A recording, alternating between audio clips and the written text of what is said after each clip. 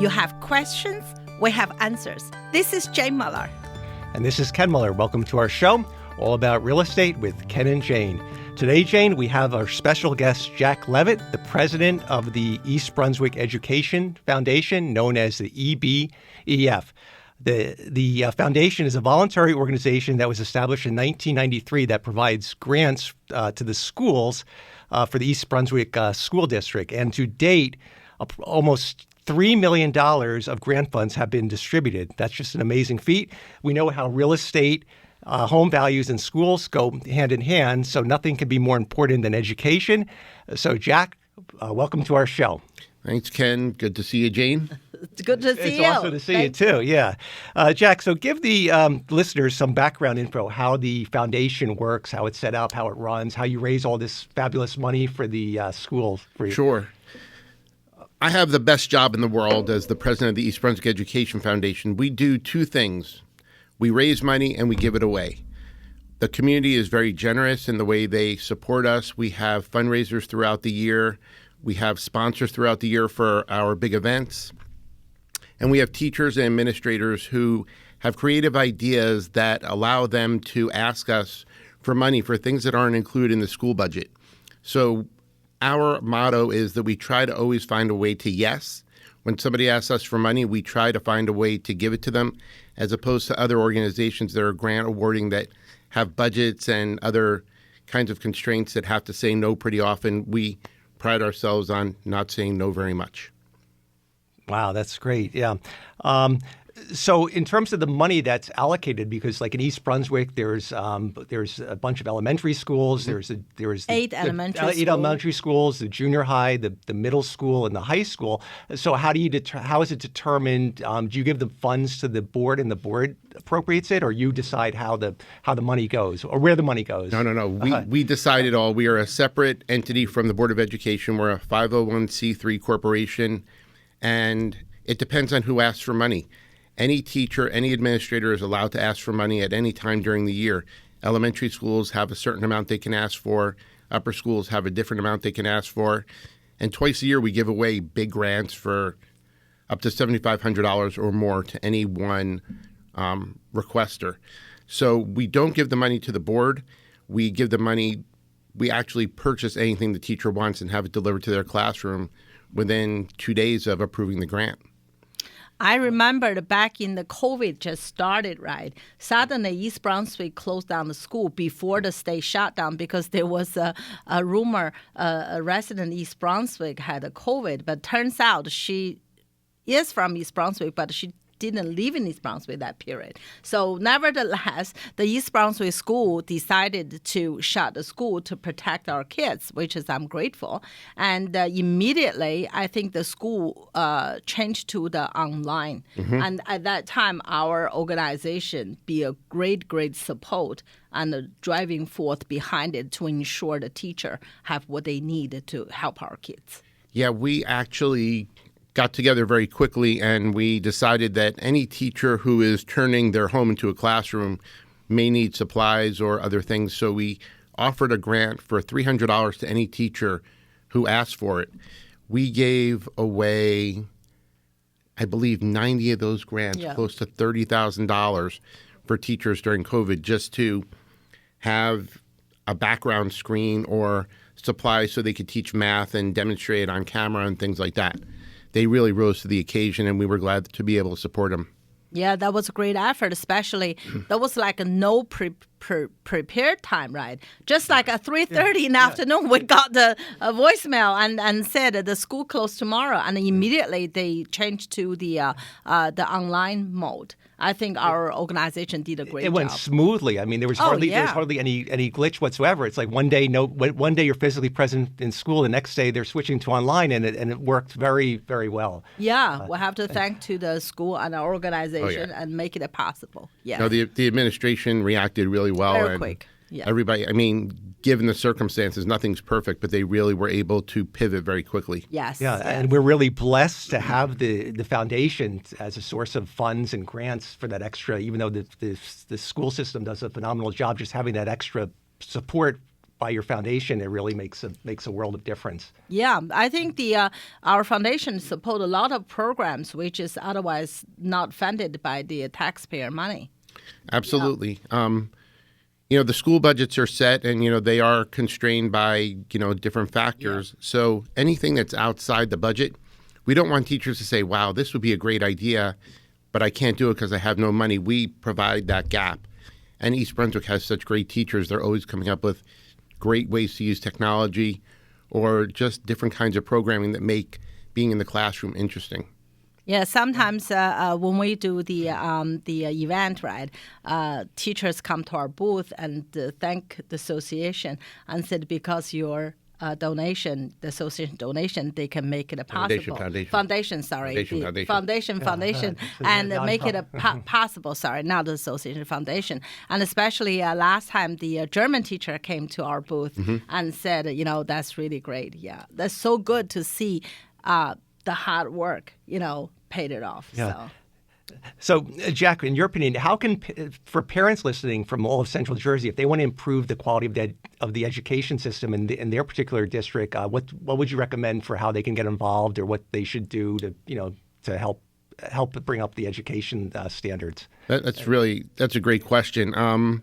I think our district is great because there is a lot of parent involvement, whether it's at the local level in PTAs or with us at the foundation, or showing up at Board of Education meetings and expressing their concerns about what's going on so the board can react and take into consideration all the things that are going on in the community.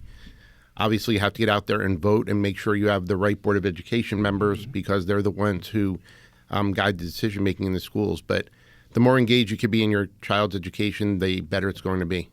I have to say, Jack, under your leadership and all other top executive in our board here, you do a great job. I have to say, right, the Education Foundation runs such a great example, right? And Jack's famous saying is, right, if you have a talent, donate your talent. You have a time, donate your time. You have a money, write a check. Right. So that's really... So that's the way to get the whole community involved because yes. you've got to have one of the three, or maybe you've got all of the three, but at least yes. one of them you can donate time, talent, or time, talent, or treasure. Treasure, yeah. right. That's or right. treasury, right. We'll take any of the T's. Any or any combination or all three. That would yes. be great, yeah.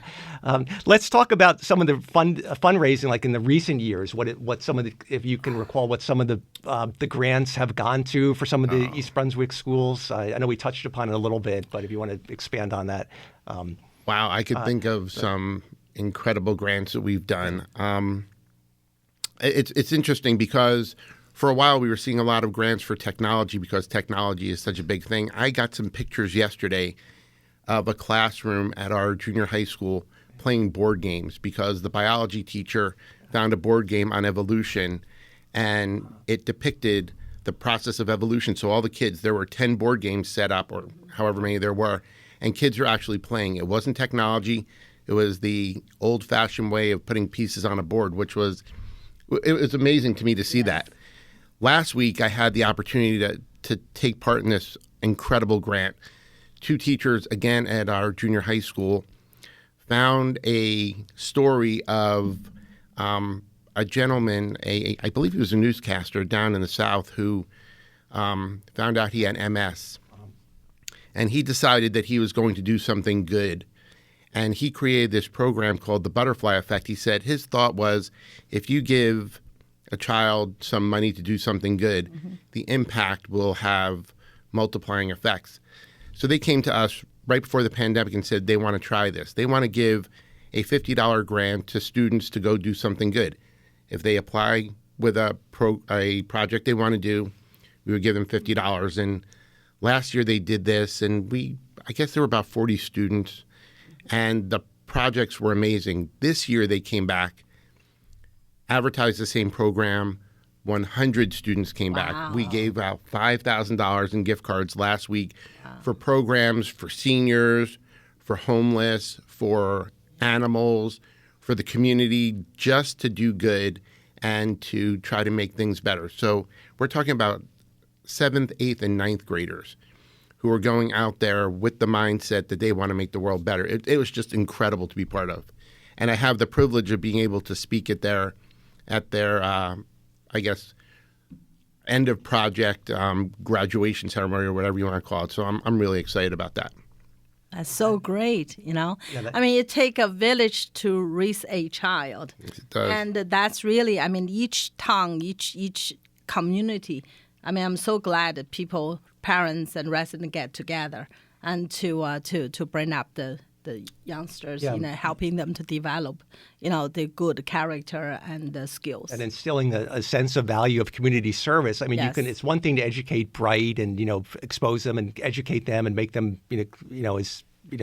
expose them to all the educational materials, but when they can implement and do some community service, that's invaluable. I mean, and then when you take that and you multiply that with 100 students going out there and maybe going to an animal shelter or going to the homeless, helping the elderly or the senior homes and just all that community service, it just blends well for the future society, because that's what we need more of in this world with everything else going on. It's just wonderful to see the youth, the movement, the 5th, 6th, 7th, 8th graders getting involved in that just is such a positive thing for society.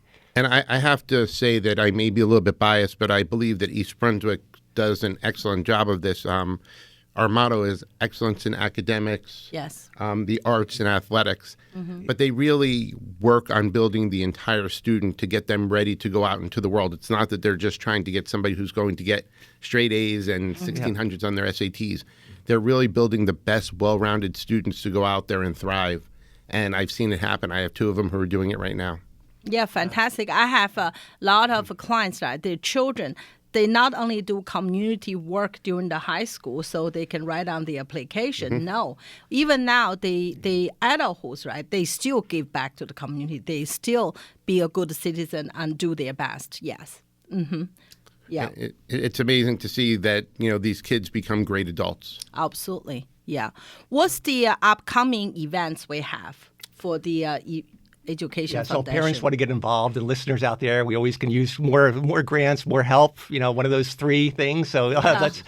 Well, our big event coming up is our Partner in Excellence Dinner, where we find partners in the community who have helped us to achieve our mission. And we have some awesome honorees this year. We have Doug Shorp, who is the president of Shorp Capital Management. He has been on our board. He's an alumnus of East Brunswick High School. He's one of our partners.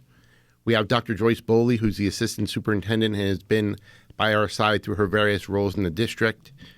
Katie Mataseski, who is the instructional coach over at Hammersholt Upper Elementary School. I have to get used to saying that. Yeah. Oh, now it's And changed. she's done everything for us. We've asked her to help at every fundraiser, and she's been there, and she's thinking of new ones to do, including we're about to institute a 5K and fun run next year. So she's spearheading that for us. And Susan Mizrak, who's our recording secretary, 4th grade teacher at Warrensdorfer Elementary School, and just all-around big cheerleader for the foundation. In addition, we induct members into the Alumni Hall of Fame at East Brunswick High School, and our inductee this year is the director of the DEA, Ann Milgram. We're really excited about having her. Graduate from East Brunswick High School, and now she is the DEA administrator appointed by the president. Wow, that's really great. Yeah, I remember. I think last year you had a doctor who wrote the book about the COVID, and he was in the former administration. And Yes. so you have a lot of prestigious people on that list. So it's very distinguished. Yes. And we find them all in East Brunswick High School yearbooks. It's amazing. That's right. Scott Gottlieb was one of them. Yeah, right. Dr. Gottlieb. Yeah. All right, all good stuff. We're going to take a short break, and we'll be right back. Okay, welcome back. We're joined today with Jack Levitt, the president of the East Brunswick Education Foundation. And Jack, besides running an excellent foundation, you also are a professional business coach. Please share with us what your profession consists of. Sure. One reason I'm able to run the foundation is because I have a career that allows me the flexibility to be around during the day for when my kids were in school or to be at the different programs we're talking about. About 15 years ago, I went out on my own as a business coach and executive coach, work with business owners and help them understand what it means to be an owner of a business. Very often, a business owner will buy themselves a job and they work very hard in the business, but they don't try to add value. The idea of having a business is to take something, add a lot of value to it, be able to step out of it, and still have it be worth the same thing so somebody could buy it. But a lot of businesses build business owners build the business around themselves. So like a tent, if you pull out the pole, it collapses if they're not there. I coach them to be able to step out, build the infrastructure, build the team so they can step out. I also work with executives on building their leadership styles, helping them to present better. And my favorite thing to do is build powerful teams in organizations. Wow, that's great. And what type of businesses? All different disciplines? It doesn't matter. It's more the approach and the technique you imply, whether they're an engineering firm or a law firm or a consulting company. You're just looking at their infrastructure and trying to make it more efficient, more, just to increase the efficiency and It's not even it's not about building the efficiency of their processes and things like that. It's really more about working with the leaders on their mindset. So when people ask me what kinds of businesses, my answer always is any business that has people in it. Every business plan is great until people come in and they bring their personalities, their dynamics, their previous experiences, and that causes all sorts of different interpersonal relationships. I help them work with them to optimize how they'll work in their business as opposed to be distractions from what it really means to be operating profitably. That's very important because Les brought up a topic about the realtor, right? And you can be very good at what you do as a realtor, but if you may not be a good broker, you know what I mean? Yes. So you have to know your strength and weakness, but obviously by attending coaching, you can improve that. Because a lot of time, right, in our business, we see a lot of first-class agents, right? They get so busy with everything. I'm one of them. And a few years ago, right, we have our broker, Carl Sanfilippo is excellent. Mm-hmm. When the beginning, a few years ago, I was running around doing all the water reading, doing all the fire inspection. For the rentals, I do over 100 deals a year. So every day I'm out about anywhere 15 to 18 hours on the road. So I was sleep 3 to 5 hours. I was really, really stressed out. And when I joined Remax, my boss said, Jane, why on earth you doing the water reading? Right. What value you give to your client? I said, I'll make sure it's done. Have you heard about assistant? So that's really very important. What you said is vital for any business out there, regardless the industry. You need to learn that. Right. I think that's very true because think about McDonald's or Five Guys. If the person that took the order, cooked the burger, and then packaged it, you have to delegate tasks for the business to grow and to be efficient. And I mean, that's a very simplistic example, but it's something that I just thought of while she was saying that. And it's very analogous with the real estate because instead of doing that, you could have an assistant do those tasks and you could concentrate on more business and more revenue generating things as opposed to more administrative tasks. Absolutely. Right. I very often, if I'm working with a business owner who's very hands-on and in control and I see them doing things like being the one to open the mail, I'll ask them the question, if you were to hire a secretary or an admin to do that, how much would you pay them an hour? And they would tell me how much they pay them. And I'd say, how much is your time worth an hour? And it's usually anywhere from 5 to 10 times that amount. And I say, then are you using your time effectively doing this task? And they just look at me and a light bulb goes off over their head and they're like, wow, never realized that they were trading that time to do this versus something else. And those are the kinds of things I help them change their mindset about. That's a very simple one. That's an easy one. Right. A lot of them are much more complicated. And sure. I'm very much a people person, so it's fun for me. Absolutely. Yeah. And how you get people to relate. I mean, there's one school of thought that the workers you hire, you can't motivate somebody. They've got to have the motivation themselves, but you can create an environment to get the most out of the employees, to bring out the best in them, let's say. Not to use them, but to make them so it's harmonious. You want a harmonious organization because that'll work best. Those are the most successful ones, where the company works together, there's motivation, there's harmony. And I think that's what you probably, that's where it gets more complicated, but that's where you probably come in and you analyze the operations and try to see how you can, improve the environment and make it a well-oiled machine. Can you just look at the education foundation? Yeah, that's what I'm saying. That's why I said you run that so successfully, and all the money that's been raised, and all the good deed you created. So that's why I know you're a professional coaching service must have gives a lot of value to those companies that utilize it. Thank you. I'm a big believer that the days of the boss being in charge and being powerful and saying do this and people just saying, okay, I'll do it, are over. People want to follow somebody they believe in. And for a business owner who creates a purpose and a mission that people can be inspired by, they want to follow. They don't have to, especially with the generation today, the millennials. If they don't feel purpose and fulfillment, they're out. They're looking for something that's going to make them feel fulfilled. So the leaders today need to learn to influence and get people to follow them. Right, and they integrate more. It's more of an integration with even the office. It used to be the old school, maybe 30, 40 years ago. The CEO and the executives would have their own wing with their big, big expensive furniture. But now you take they have the more the Steve Jobs approach, the more just the desk. It doesn't have to. It can be no frills. They want to feel like part of the community. They want the employees to feel like we're all in it together. It's a togetherness. That was a timing thing. The big push in 2018, 2019 was open space. Yeah. So a lot of companies spent a lot of money to get rid of those offices and the walls and have the natural light and everybody out in the open. And then COVID hit, and then people sitting on top of each other. They had to put up plexiglass for a while, and it was crazy. Like all these design ideas, which were fantastic, went by the wayside for a while. And now we're in the hybrid environment where people don't feel they need to come to the office. And, if we had 2 more hours, I'd get on a soapbox and talk about how I feel about that.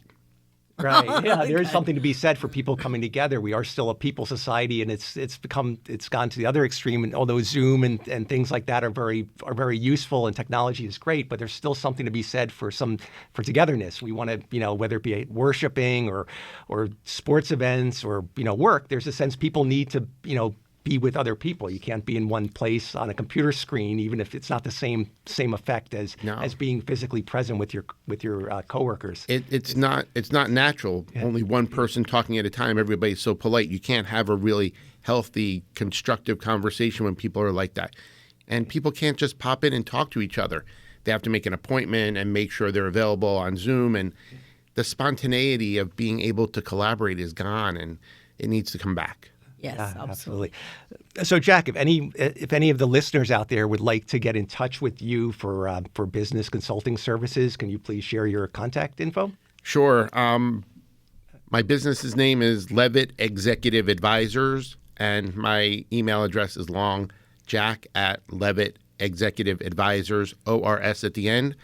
Also, just published a book with a partner of mine. I was going to say, with all your free time, between the president of the foundation and running your business, and just had a lot of free time. So let's talk about that next. Sure. This is it's called Seed of the Fourth Power: Building a Powerful Team, and it's the story of a 4.5-year engagement I had with a partner of mine, taking a group of relative strangers in a Fortune 300 company and turning them into one of the most influential organizations because they were working as a powerful team together. And it shows the entire progression, and we build a model based on these 4 C's, which are conduct, how they conduct themselves, communication, change, how they deal with change, and how they champion each other. So those 4 C's coming together, and we talk about how these things grow over time, and it shows how the team becomes more collaborative and more powerful. And they were an enviable entity in the organization by the time we finished the engagement. I like the title, Seed of the Fourth. That's cool because each of those C's represents something that you focus on in the book, right? Yes. That's really... Absolutely. Yeah. How the listener can get the book? The listener could get the book by going to Amazon and putting in the title, or just putting in my name, Jack Levitt. Also on Barnes & Noble. And you want to spell it. Levitt is spelled Levitt. Yes. Yes. Okay, cool. And it's also available on Barnes & Noble, and soon to be on audiobook, because I am getting a lot of pressure from Jane. Me. And who's gonna read the audio? It might be yours truly, right? It might be me, as long as people can tolerate this voice. Your voice is good. I've listened to audios before, and you could definitely do it. I think you have the intonation and the reflection. You got the voice to. And the words in the book are mine, so I want to be the one to read them. I'm very proud of it. I think that's the best because when you read it and all the emotion and it's in the book. That's what I like. I always nowadays my eyes is like getting bad. I always buy the audiobook. That's why Jane asked when the audiobook is going to be done because she won't. I said let's go get the book. And she said no, I'm going to wait for the audio. But I said well. I'm switching to that now too. I used to always want to read the paperback, but now the audio just becomes more convenient when you're traveling, when you're driving. You put it on the phone and you listen while you're driving, or you're doing laundry, you're doing the dishes. You can use that time to listen to something very useful. No, it's the next thing on my list is to get the audiobook out. So stay tuned. Yes. All right, and once again, you can just give us the title and where to get it because we're almost out of time. So we're going to. C to the Fourth Power, Building the Powerful Team. Great title, great book. So any businesses out there, that'll be beneficial. It'll show you how to implement the 4 C's for the more successful business. I'm getting feedback already that people are using the things they've read in the book, so I'm excited about that. All right. Fantastic. Great. Once again, Jack, thanks so much for being our special guest today, and we wish you all the best of luck with the book. We're excited to listen to the audio. Thanks for having me. It's been fun. Our pleasure. Thank you. All right. Yeah. We're out of time. See everyone next week. Bye. Thank you. Bye-bye.